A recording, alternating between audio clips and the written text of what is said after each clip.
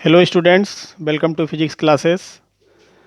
आज first year के अगली unit work power energy chapter से फर्स्ट लेक्चर है, जिसमें कार्य तथा ऊर्जा के बारे में डिटेल बताया जा रहा है। तो कार्य होता क्या है? जब किसी वस्तु पर कोई बल इस प्रकार कार्य करता है कि उसमें गति उत्पन्न हो जाए, अर्थात वस्तु विस्थापित हो जाए, तो बल द्वारा कार्य किया गया।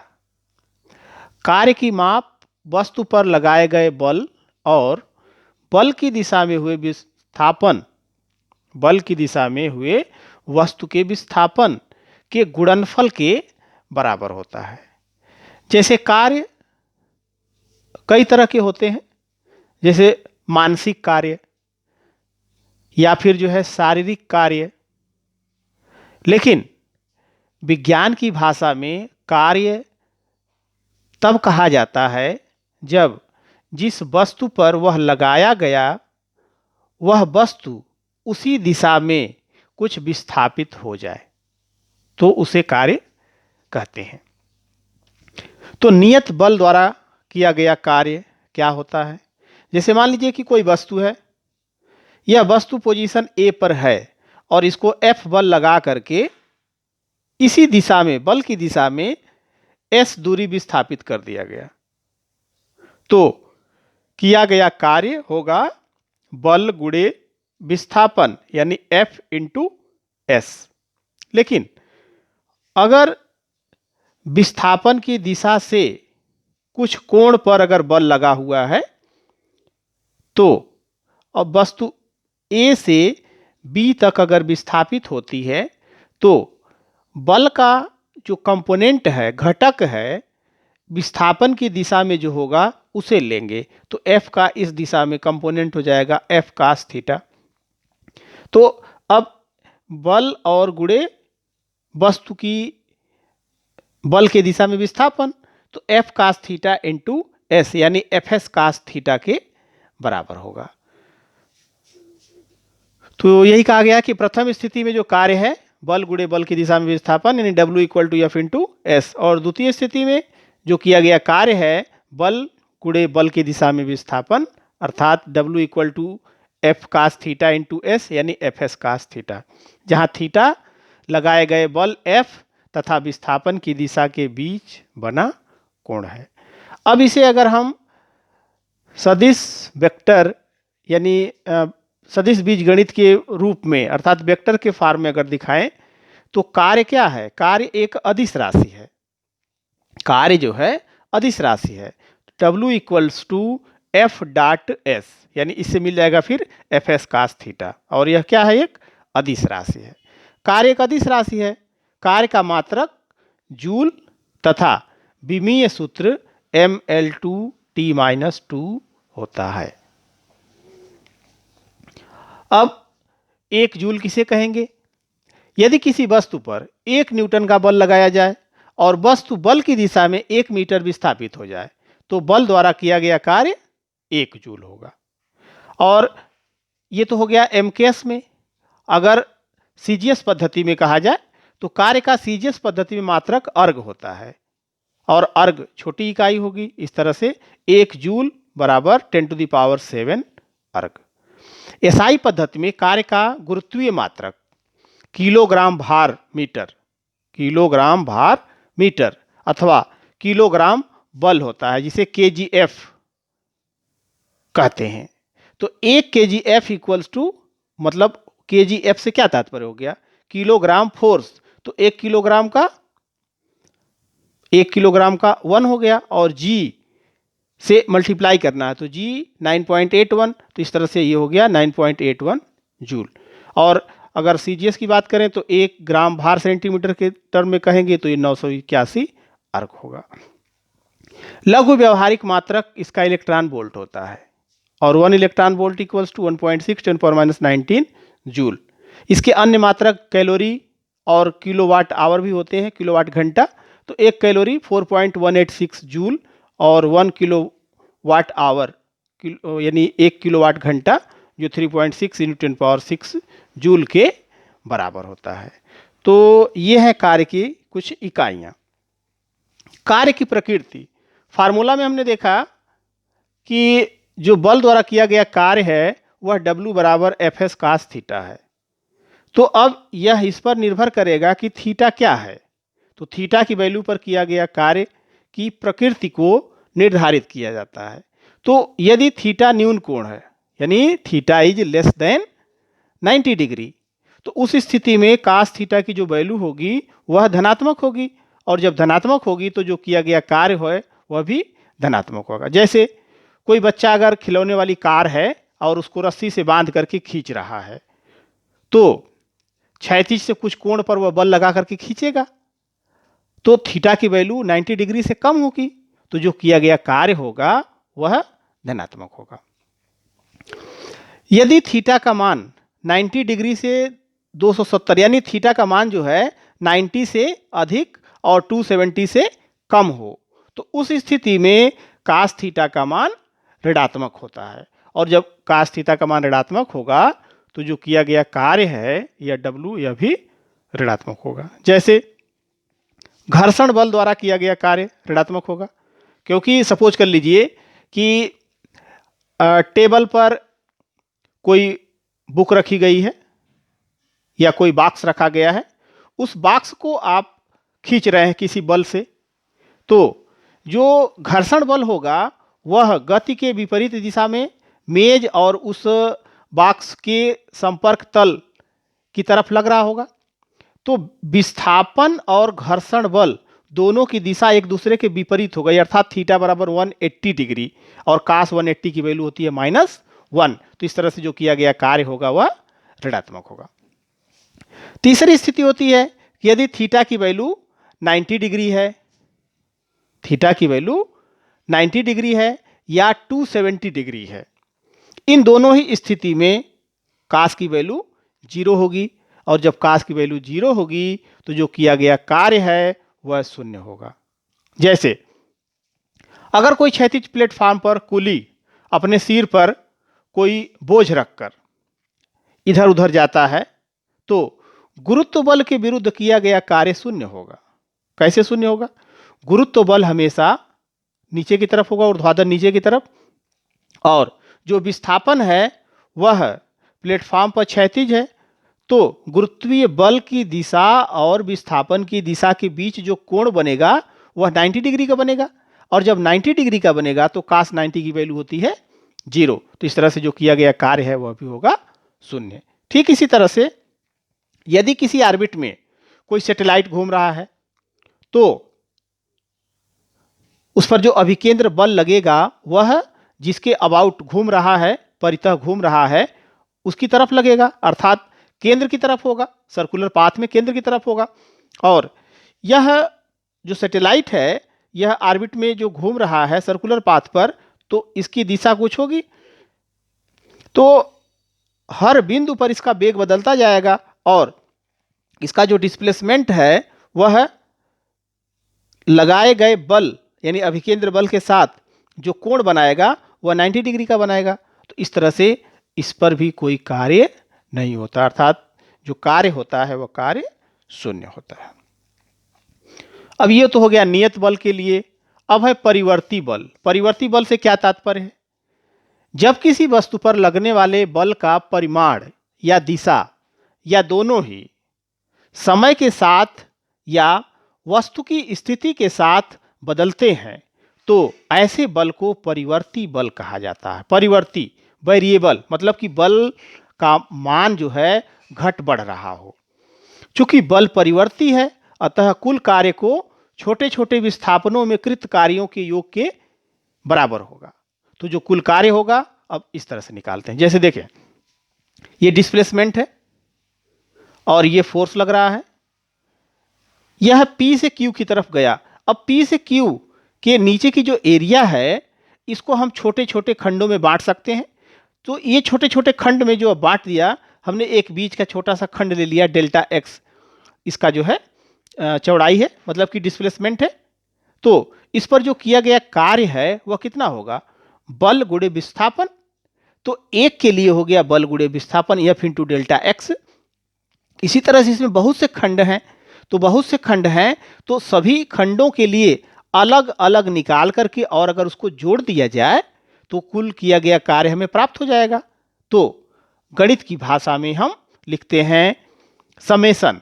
तो W equals to summation x equals to x1 to x2 fx delta x, अर्थात सभी छोटे छोटे विस्थापनों में जो किया गया कार्य है सबका सम हो गया। तो यह परिवर्ती बल के लिए होता है। अब इसे अगर लघु विस्थापन शून्य है, अर्थात डेल्टा एक्स की वैल्यू जो है लगभग शून्य है, तो जो किया गया कार्य है इसे हम इंटीग्रेशन में चेंज कर सकते हैं। तो W equals to integral over x1 to x2, मतलब कि ये लिमिट हो गई x1 से x2 fx dx। और अगर इसी को हम ग्राफीय विधि से ज्ञात करते हैं तो जो फिगर था इस फिगर में हम p q x2 x1 इसके बीच का जो एरिया होगा उस एरिया के बराबर किया गया कार्य होगा। तो बल द्वारा जो किया गया कार्य होगा वह हो जाएगा area P Q x2 x1। तो यह परिवर्ती बल द्वारा किया गया कार्य। जैसे कि एग्जांपल है कि एक कण बल F बराबर 5 minus 3x plus 2x square Newton के अधीन x बराबर 0 से x बराबर 4 मीटर तक x अक्ष के अनुदिश गति करता है। तो बल द्वारा किए गए कार्य की गणना कीजिए। तो अब इसमें कण कहां से कहां तक जा रहा है, x इक्वल्स टू 0 से x इक्वल्स टू 4। अब x इक्वल्स टू 0 और 4 के बीच में बहुत से पॉइंट्स होंगे। तो अगर हम इसमें निकालें कि x अक्ष के अनुदिश जो भी स्थापित हुआ है उसमें किया गया कुल कार्य कितना है, तो W इक्वल्स टू इंटीग्रल और लिमिट हो गई x1 to x2 fx dx। fx के जगह पर हो गया 5 minus 3x plus 2x square और इंटू dx, लिमिट हो गई 0 से लेकर के 4। अब 5 पर अगर आप इसको इंटीग्रेट करेंगे तो क्या हो जाएगा, 5x लिमिट 0 टू 4, 3x है तो ये 3 और x का हो जाएगा x square by 2, limit 0 to 4 और 2x स्क्वायर है तो 2 इंटू एक्स स्क्वायर का बन गया x पावर 3 बाई 3 और लिमिट 0 टू 4। लोअर लिमिट सबकी 0 है तो सिर्फ वैल्यू अपर लिमिट की रख दे तब भी यहाँ पर हो जाएगा। तो W इक्वल्स टू 5 इंटू यहाँ पर हो जाएगा 4 माइनस 0 माइनस इस 2 को बाहर ले लिया तो 3 बाई 2 और एक्स स्क्वायर है तो 4 का स्क्वायर माइनस 0 का स्क्वायर प्लस यहाँ से 2 बाई 3 एक्स क्यूब है तो 4 का क्यूब। अब ये हो गया 5 4 जा 20 और ये हो गया 3 बाई 2 इंटू 4 4 जा 16 और ये हो गया 2 बाई 3 इंटू 4 का क्यूब है 64। तो यहाँ से वैल्यू 20 और ये वैल्यू हो गई माइनस 24 और ये हो गया आपका 128 डिवाइड बाई 3 तो 42.67 आ जाएगा। अब 42.67 और 20 को जोड़ करके उसमें से 24 को घटा दीजिए तो यह आ जाएगा 38.67 जूल। तो जो किया गया कार्य है W 38.67 जूल हो गया। अब आता है शक्ति या सामर्थ्य। तो किसी भी मशीन या व्यक्ति या कर्ता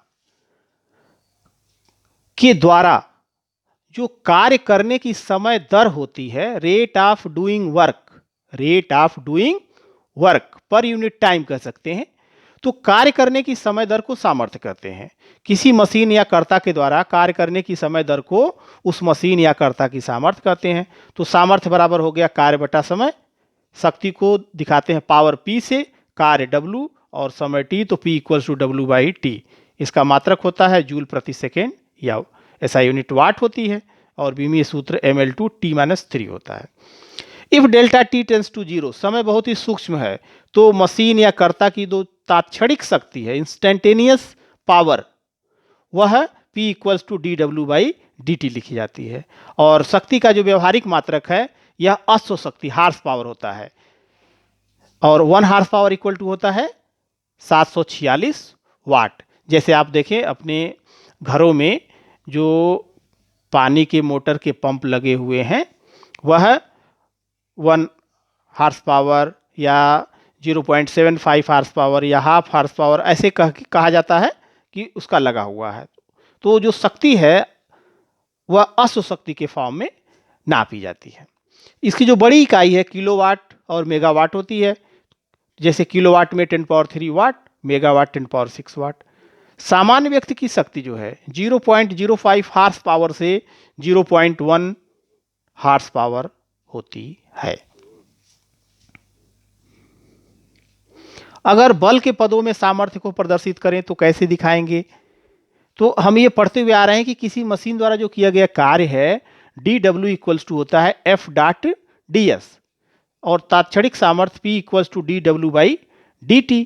तो P equals to dW by dt, W की जगह पर रखेंगे F dot ds by dt। F को बाहर करिए, डॉट ds बाई dt, और ds बाई dt क्या है? वेलोसिटी है। तो F डॉट v, तो P equals to F dot v। ये मिल गया बल के पदों में सामर्थ्य। अब बल दो तरह के होते हैं, संरक्षी बल और असंरक्षी बल, यानी conservative force and non conservative force. तो कंजर्वेटिव फोर्स क्या होते हैं? यदि किसी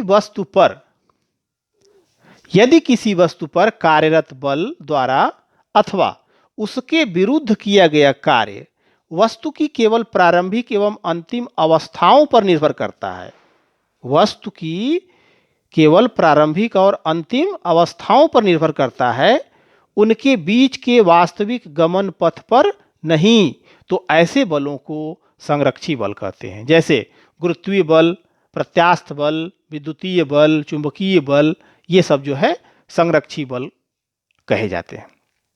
असंरक्षी, यदि किसी वस्तु पर कार्यरत बल द्वारा अथवा उसके विरुद्ध किया गया कार्य वस्तु की प्रारंभिक एवं अंतिम अवस्थाओं के साथ साथ उनके बीच के वास्तविक गमन पथ पर भी निर्भर करता है, तो ऐसे बलों को असंरक्षी बल कहते हैं। जैसे घर्षण बल, श्यान बल, ये असंरक्षी बल के अंतर्गत आते हैं।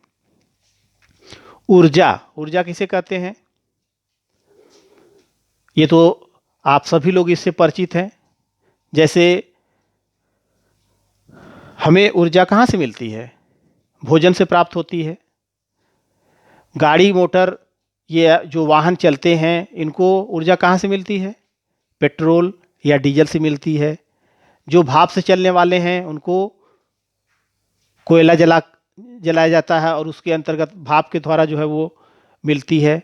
तो इस तरह से किसी वस्तु के कार्य करने की क्षमता को उस वस्तु की ऊर्जा कहते हैं। अथवा किसी वस्तु की ऊर्जा की माप वह कार्य है जो वस्तु अपनी शून्य ऊर्जा स्थिति में आने तक कर सकती है। ऊर्जा का मात्रक जूल तथा विमीय सूत्र mL2T-2 होता है। इसका अन्य मात्रक कैलोरी, किलोवाट घंटा तथा इलेक्ट्रॉन वोल्ट होता है। अब ऊर्जा के विभिन्न स्वरूप हैं। जैसे यांत्रिक ऊर्जा। तो यांत्रिक ऊर्जा क्या है? किसी वस्तु की गतिज ऊर्जा एवं स्थितिज ऊर्जा के योग को उस वस्तु की यांत्रिक ऊर्जा कहते हैं। किसी वस्तु की गतिज ऊर्जा एवं स्थितिज ऊर्जा के योग को उस वस्तु की यांत्रिक ऊर्जा कहते हैं। तो जब कोई भी यांत्रिक कार्य हो रहा होगा उस दौरान उसकी जो ऊर्जा होगी उसे हम यांत्रिक ऊर्जा कहते हैं। उष्मीय ऊर्जा, उष्मा से प्राप्त होने वाली ऊर्जा। विद्युतीय ऊर्जा, विद्युत धारा का प्रवाह हो रहा हो उस दौरान जो ऊर्जा प्राप्त होती है, विद्युत ऊर्जा। रासायनिक ऊर्जा, जब रासायनिक अभिक्रिया हो रही है उस दौरान जो ऊर्जा निकल रही है वह रासायनिक ऊर्जा। नाभिकीय ऊर्जा, जब नाभिकीय रिएक्शन होते हैं और उसमें नाभिक में जो संलयन या विखंडन होते हैं तो ऐसी प्रक्रिया से जो ऊर्जा निकलती है उसे नाभिकीय ऊर्जा कहते हैं। सौर ऊर्जा, सूर्य से प्राप्त होने वाली ऊर्जा, और सभी ऊर्जाओं का यही मुख्य स्रोत होता है सूर्य के प्रकाश से ही, अर्थात सूर्य ही आप कह सकते हैं कि यूनिवर्सल डोनर ऑफ एनर्जी है। चुंबकीय ऊर्जा, चुंबकों के अंदर निहित ऊर्जा, चुंबकों के अंदर निहित ऊर्जा, जैसे मान लीजिए कि कोई आपने मैग्नेट ले लिया, अगर लोहे की कील को उसके पास ले जाते हैं तो क्या होता है, अपनी तरफ खींचता है, अर्थात कुछ कार्य होगा, तो इसका मतलब उसके अंदर ऊर्जा है। अब गतिज ऊर्जा क्या होती है? किसी वस्तु में उसकी गति के कारण जो कार्य करने की क्षमता होती है उसे उस वस्तु की गतिज ऊर्जा कहते हैं। जैसे मान लीजिए m द्रव्यमान का कोई वस्तु है, विरामावस्था में है, और उस पर F बल लगाने पर A त्वरण से त्वरित होकर के बल की दिशा में S दूरी तय करती है, और जब S दूरी तय करती है तो उसका वेग हो जाता है v। तो इस पर जो लगाया गया बल है F, वह न्यूटन के गति विषयक द्वितीय नियम से क्या हो गया, F equals to ma।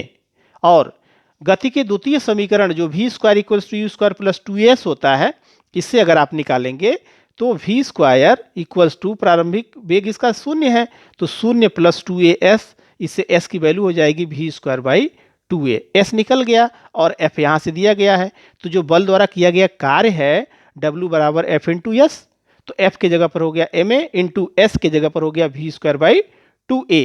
a से a कट गया तो 1/2 mv स्क्वायर, और यह जो किया गया कार्य है यही इस वस्तु की गतिज ऊर्जा होती है, और गतिज ऊर्जा को हम प्रदर्शित करते हैं k से। अतः वस्तु की गतिज ऊर्जा k बराबर 1/2 mv स्क्वायर। यह तब होता है जब उसका प्रारंभिक वेग अर्थात वस्तु का प्रारंभिक वेग 0 होता है। गतिज ऊर्जा और रेखीय संवेग में संबंध। अगर m द्रव्यमान की कोई वस्तु है, v वेग से गति कर रही है, तो उस वस्तु का रेखीय संवेग क्या होगा, p equals to m into v होगा, और उसकी जो गतिज ऊर्जा है वह 1/2 mv स्क्वायर होगी। तो अगर 1/2 mv स्क्वायर में हम m से मल्टीप्लाई कर दें और डिवाइड कर दें तो लिख सकते हैं 1/2 m square v square. m square v square को आप लिख सकते हैं mv का होल स्क्वायर, और p इक्वल टू होता है mv, तो mv की जगह पे रख सकते हैं p, तो p स्क्वायर बाई 2m। तो अब ये फार्मूला मिल गया k equals to p square by 2m। अब इसमें अगर हम p को नियत कर देते हैं तो k और m में ग्राफ खींचेंगे तो यह ग्राफ ऐसा मिलेगा, k को नियत कर देते हैं तो p और m के बीच खींचेंगे तो ग्राफ ऐसा मिलेगा, और m को नियत कर देते हैं तो k और p के बीच ग्राफ जो है यह प्राप्त होगा। कार्य ऊर्जा प्रमेय, वर्क एनर्जी थ्योरम क्या है? किसी बल द्वारा किसी वस्तु पर किया गया कार्य वस्तु की गतिज ऊर्जा में परिवर्तन के बराबर होता है। लिसन केयरफुली, किसी बल द्वारा किसी वस्तु पर किया गया कार्य वस्तु की गतिज ऊर्जा में परिवर्तन के बराबर होता है। तो गतिज ऊर्जा में परिवर्तन से क्या तात्पर्य है, उसकी फाइनल काइनेटिक एनर्जी और इनिशियल काइनेटिक एनर्जी का डिफरेंस, अर्थात कार्य तथा गतिज ऊर्जा एक दूसरे के समतुल्य होते हैं।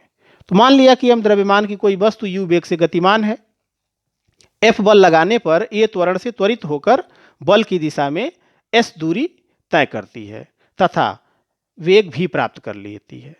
तो वस्तु द्वारा जो प्राप्त त्वरण है न्यूटन के गति विषयक द्वितीय नियम से F बराबर m में होता है, तो a इक्वल्स टू क्या हो जाएगा, F बाई m, और जो गति का द्वितीय समीकरण है वह v square equals to u square plus 2as होता है।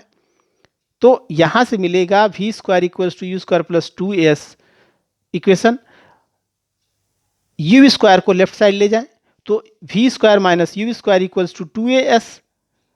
अब a की जगह पर क्या मिला है, f बाई m और इंटू s।